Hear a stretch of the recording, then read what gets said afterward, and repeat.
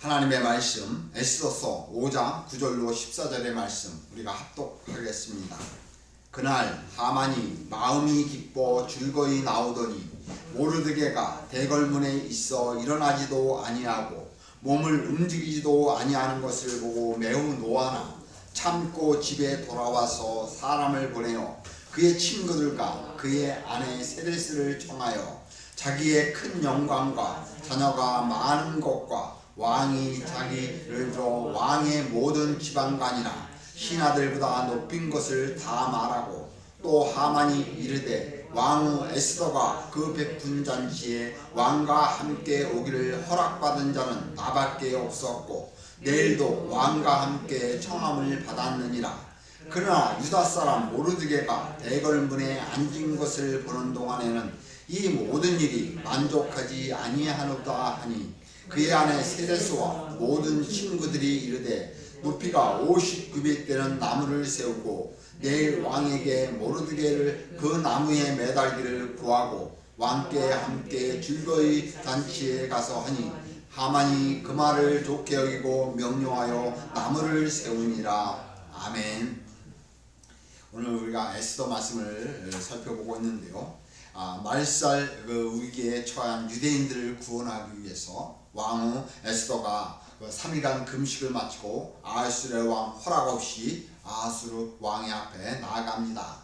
이는 에스더가 4장 16절에서 보듯이 죽으면 죽으리라는 그런 일사각오로 나아간 것입니다. 당시 바사 제국의 법도는 왕을 암살하는 것을 보호하기 위해서 설령 왕후라 할지라도 왕의 허락 없이 함부로 왕 앞에 나아갈 수가 없었습니다. 당시 에스더가 왕후가 된 지는 약 한 5년 정도 지난 시점으로 어떤 연유인지는 알 수 없으나 아하수르 왕은 왕후 에스더를 30일이 넘도록 찾지 않았습니다. 어쩌면 아하수르 왕이 후궁들에게 마음을 빼앗겨 왕후 에스더를 찾지 않은 지가 한 달이 넘었는지도 모릅니다. 따라서 왕후 에스더가 아하수르 왕 앞으로 나아간 것은 죽음을 각오한 일종의 모험이었던 것입니다.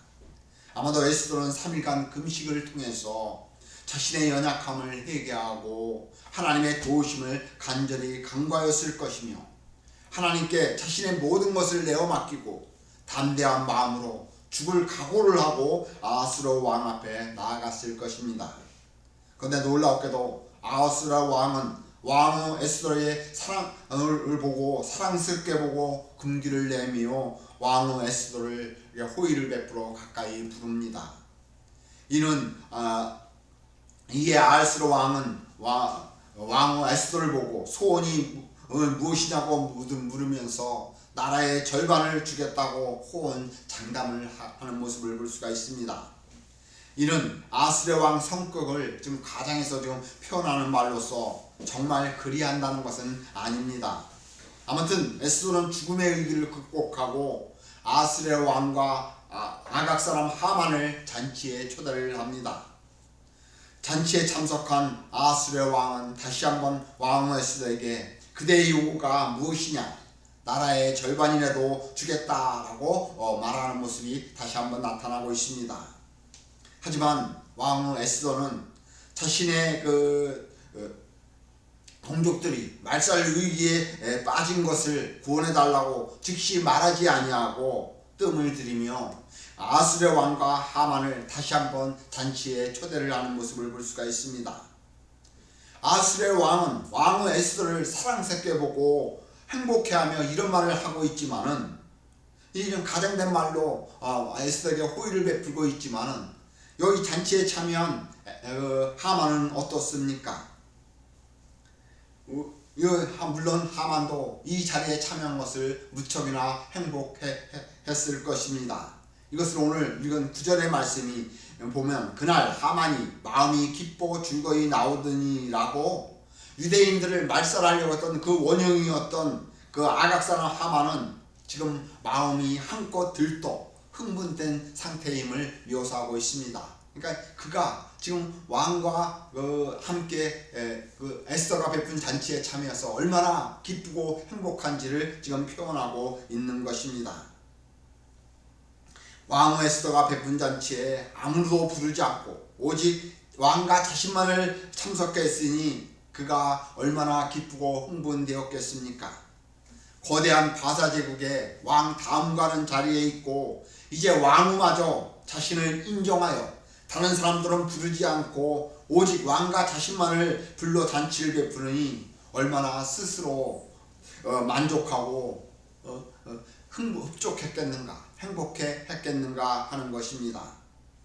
아마도 하만은 오직 누가 감히 나를 우습게 보고 업신여기겠는가, 내 말 한마디면 모두가 벌벌 떨 것이며 내 말 한마디면 안 이루어질 것이 없다고 생각하고 이 교만한 마음 가지고 한껏 기분이 업되었을 것입니다. 이는 11절의 말씀을 보면 자기의 큰 영광과 자녀 많은 것과 왕이 자기를 들어 왕의 모든 지방간이나 신하들보다 높인 것을 다 말하고 라는 이 말씀에서 보듯이 하만은 한껏 교만함과 자아도취에 빠져 있었던 것입니다. 당시 자녀가 많은 것은 그 사람들이 신의 축복으로 생각을 했습니다. 더욱이 왕이 자신을 신하들의 으뜸이 되게 하였으니 그 신하들 중에서 가장 높은 총리 자리에 세웠으니 왕 다음가는 권력의 자리에 있다는 것은 그 다음에는 왕의 자리로 오를 수 있다는 그런 표현이라고 볼 수도 있습니다. 그렇다면 하만은 당시 바사 제국에서 권력과 신의 축복을 받은 사람으로서 남부럽지 않게 성공한 사람으로 모든 사람들이 바라보고 우러러보는 부러움의 대상이었을 것입니다. 요즘 말로 하면 세상적으로 성공한 사람이라고도 할 수 있을 것입니다. 요즘 청소년들이 꿈이 무엇인가 라고 물으면 옛날 같으면 저희들 같으면 검사나 변호사, 이런 판사 이런 것들을 꿈꿨는데요. 요즘 청소년들은 너희 꿈이 뭐냐라고 물으면 연예인이라고 말한다고 합니다. 왜 연예인이라고 말하겠습니까? 연예인으로서 스타가 되면 한순간 부와 명예를 얻고 평생을 똥똥거리며 살 수 있기 때문에 대박을 꿈꾸며 이렇게 이야기하고 있는 것입니다. 그러나 문제는 연예인이라고 해서 모두가 스타가 되는 것은 아니지 않습니까? 무명으로 살고 그 무명으로 살면서 생활국에 시달리는 일이 얼마나 많이 있습니까? 그럼에도 요즘 청소년들은 연예인들의 이런 뒷면을 보지 못하고 겉으로 보이는 화려함과 스타가 된다는 그 대박을 꿈꾼다는 것은 이 시대가 얼마나 허황된 생각에 사로잡혀 있는지를 우리가 엿볼 수가 있는 것입니다. 아무튼 하만은 왕후 에스더가 왜 왕과 자신만을 초대하여 잔치를 베풀었는지 그것에 대해서는 생각하지 못하고 한껏 기분이 업되고 자아도취에 빠져 행복해 있었던 것입니다. 이런 하만에게 에스더는 다시 한번 더 왕과 함께 잔치에 참여하라고 초대를 합니다.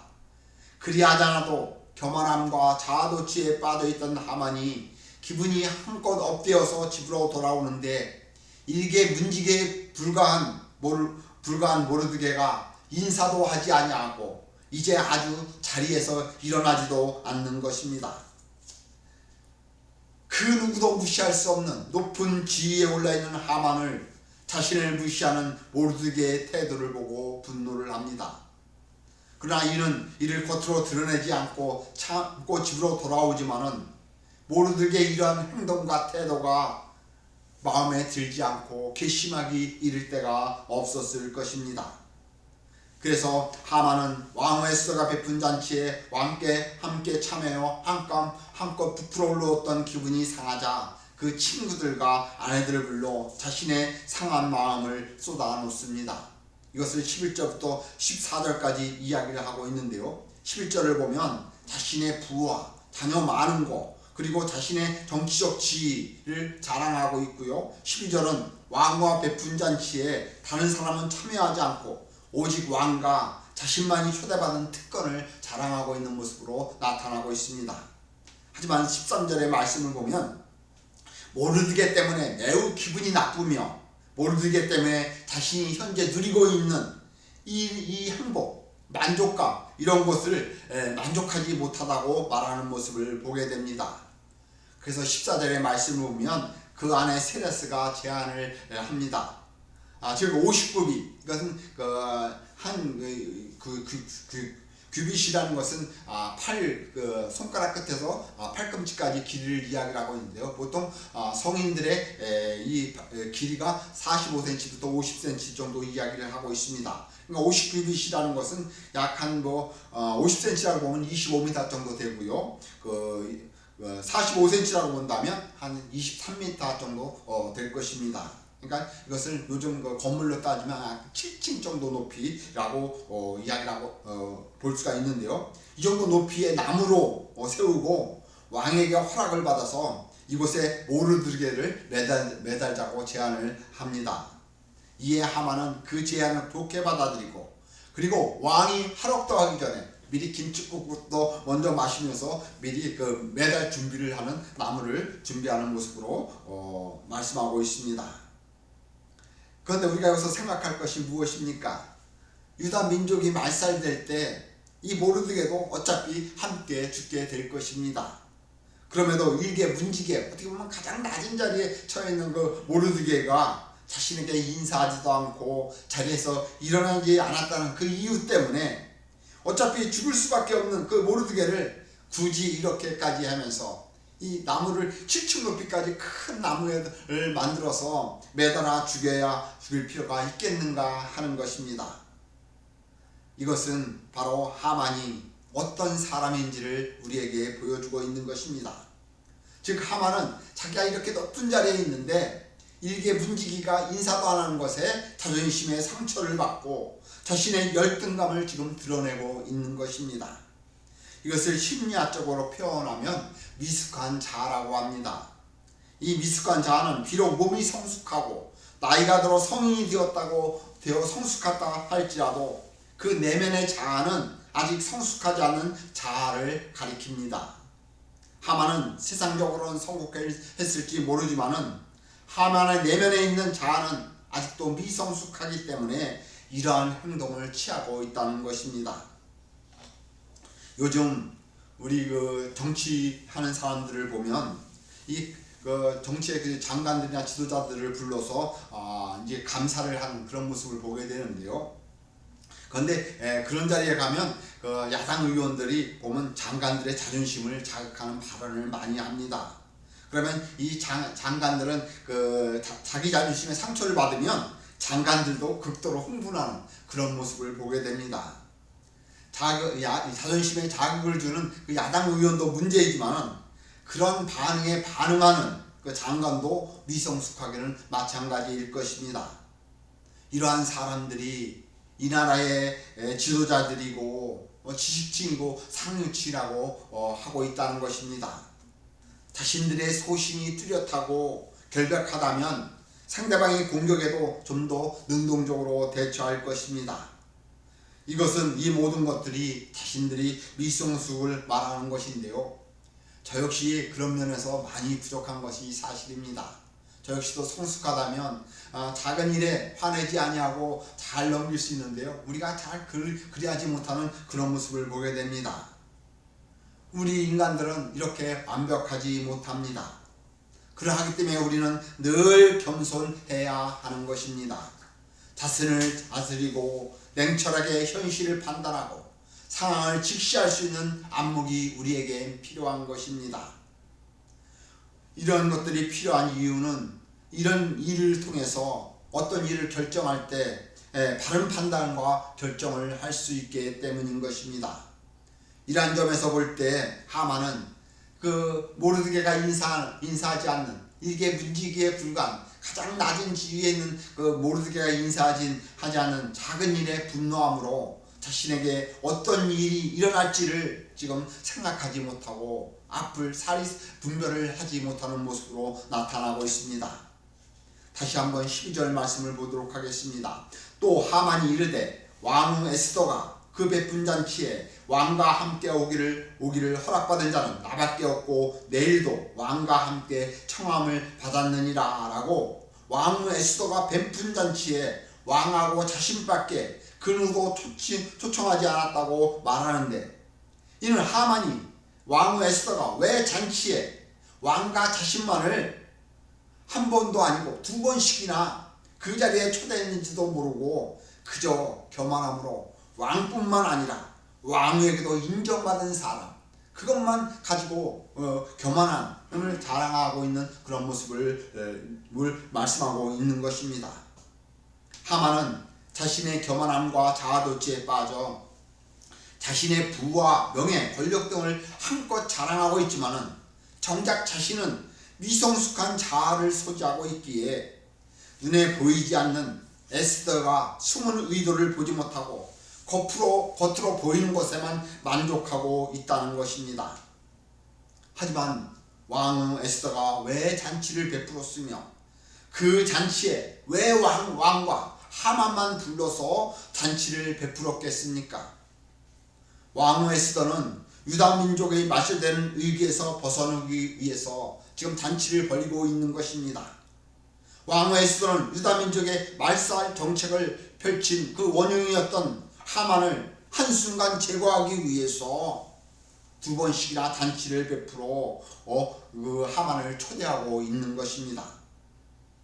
이렇게 똑같은 잔치를 보는 시각이 하만과 에스더의 시각이 다르다는 것입니다.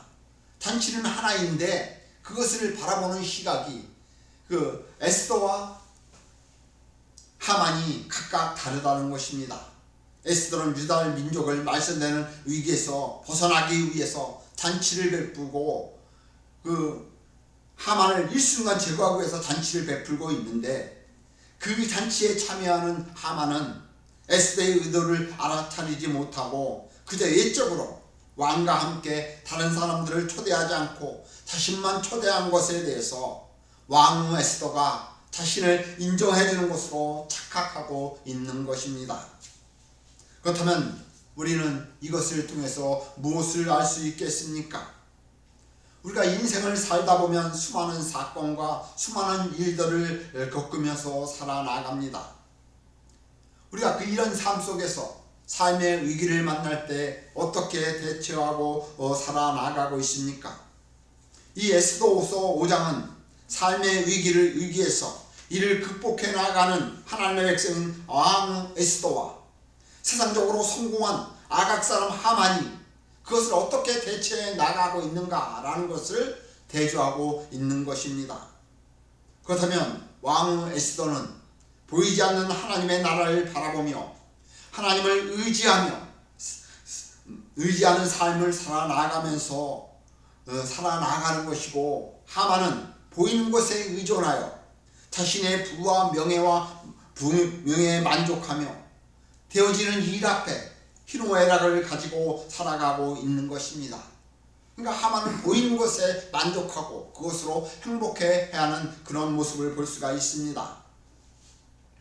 그렇다면 우리는 이런 모습을 보면서 우리는 어떠한 삶을 살아야 하겠습니까? 에스더와 같은 삶을 살아가는 것이 옳겠습니까? 아니면 하만과 같이 사는 것이 옳겠습니까? 어쩌면 우리는 둘 다 소유하려고 할 것입니다. 믿음도 세상적인 성공도 요즘 말로 하면 2마리 토끼를 다 잡으려고 할 것입니다. 세상적으로 성공하고 싶고 하나님 앞에서 인정받는 그런 믿음의 삶을 살려고 하는 것이 우리의 모습일 것입니다. 하지만 우리가 이 말씀 가운데서 명확히 알아야 할 것은, 우리는 하나님께서 구원하신 하나님의 나라 백성들이라는 사실을 잊지 말아야 합니다. 그렇다면 우리는 왕 에스더와 같이 보이지 않는 하나님의 나라의 가치를 두고 이를 바라보며 하나님을 의지하는 삶을 사는 것이 우리가 마땅히 살아야 할 믿음의 삶인 것입니다. 세상에 가치를 두는 게 아니라, 세상 성공에 가치를 두는 것이 아니라, 세상적인 성공은 우리의 삶의 수단이고 오직 하나님의 나라의 가치를 두고 믿음의 삶을 살아야 한다는 것입니다. 누가복음 17장 20절부터 21절의 말씀을 보면 바리새인들이 하나님의 나라가 어느 때까지 임하나이까 라고 묻거늘, 그러니까 바리새인들은 하나님의 나라가 임하면 자신들은 구원을 받고 이방인들은 다 죽게 될 것인데, 예수님께서 메시아라면 그 하나님의 나라가 왜 임하고 있지 않느냐라고 묻고 있는 것입니다. 이에 대해서 예수께서 대답하여 이르시되 하나님의 나라는 볼 수 있게 임하는 것이 아니요, 그러니까 우리 눈에 볼 수 있게 임하는 것이 아니라고 말하고 있습니다. 그리고 또 여기 있다 저기 있다고도 못하리니 하나님의 나라는 너희 안에 있느니라 라고 말씀하고 있습니다. 하나님의 나라는 우리 눈으로 볼 수 있는 나라가 결코 아닙니다. 그렇다고 우리가 볼 수 없다고 하나님의 나라가 존재하지 않는 것도 아닌 것입니다. 세상은 보이지 않는 보이지 않는 그 하나님의 세계 안에서 움직이고 있다는 사실입니다. 세상 속에서 하나님에게 존재하는 것이 아니라 하나님의 뜻 안에서 세상이 존재하고 있다는 것입니다. 따라서 우리는 믿음으로 이 하나님의 나라를 볼 수 있는 영적인 안목을 가져야 합니다. 그리하지 않으면 하만과 같이 세상적인 것에 가치를 두고 이를 추구하며 하만과 같이 세상적으로 성공한 사람을 부러움의 대상으로 삼습니다. 세상에서 성공하는 것, 우리는 그것이 목적이 되어서는 아니 되는 것입니다. 요즘 청소년들이 연예인들의 그 뒷면을 보지 아니하고 겉으로 드러난 화려함만 보기 때문에 연예인이 꿈이 되고 부러움의 대상이 되지만은, 그런데 오늘 본문에서 보듯이 하만은 세상의 모든 것을 소유하고 있을 정도로 모든 사람의 부러움의 대상이 되어 한껏 자신의 부와 명예를 자랑하고 그러고 행복해하고 있지만은 정작 자신 앞에 어떠한 일이 펼쳐질지 모르고 있다는 사실입니다. 그저 겉으로 보이는 것에 만족하고 보이는 것에 분노하고 그렇게 살아나가는 하만의 모습을 볼 수가 있을 것입니다. 만약 하만이 보이지 않는 하나님의 나라를 볼 수 있는 영적인 안목을 가지고 있었다면 자신의 명예와 부를 자랑하고 모르드게의 행동과 태도에 대해서 분노하겠습니까? 아마도 하만이 하나님의 나라를 볼 수 있는 영적인 안목을 가지고 있었다면 에스더가 왜 잔치를 베풀어 왕과 자신만을 초대했는지, 그것도 2번이나 잔치를 베풀고 있는지, 왜 하만이 모든 사람들이 왕의 명령에 의해서 자신에게 절하고 있는데 왜 모르드게는 자신에게 절하지도 일어나지도 않는지, 그냥 그 오만불순한 태도를 취하고 있는지 한 번쯤은 생각하였을 것입니다.